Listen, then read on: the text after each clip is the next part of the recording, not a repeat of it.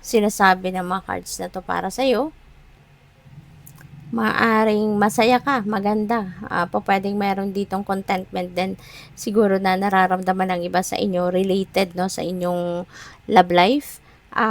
Kasi pwede na kung doon ito sa mga may karelasyon na no.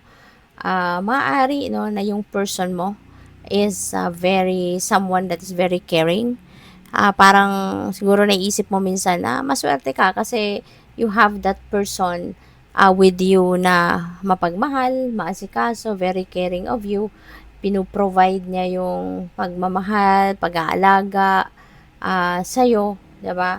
Maybe she is taking good care of you. No, pwedeng ganun na ah, maaring masasabi mo na ano na to, yung parang pwede ng panghabang buhay na gusto mong makasama ang ganitong klaseng tao kasi mapagmahal, no? Mapagmahal, nandiyan dyan sa kanya yung parang support na kailangan mo, tsaka ano kayo, maaaring nakikita mo na parang this is the ideal person, no? Na para makasama sa habang buhay, parang ganon.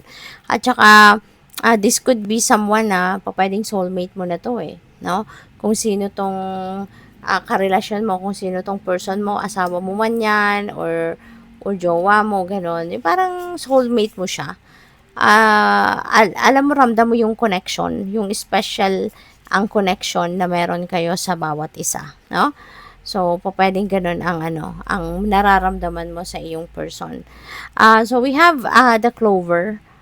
This is really a beautiful a beautiful uh, thing, no, na pwedeng mangyari din sa iba sa inyo dito na walang karelasyon.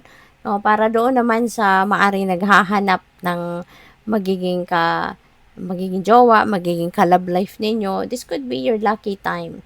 Maaari no na magiging kayo, magiging maswerte ka sa ngayon kasi pwedeng mahanap mo na yung person na katulad nito, no, ni woman na very caring, very loving, at maaring napaka-responsableng tao din, 'di ba? Kaya pwedeng makikilala mo na siya sa ngayon.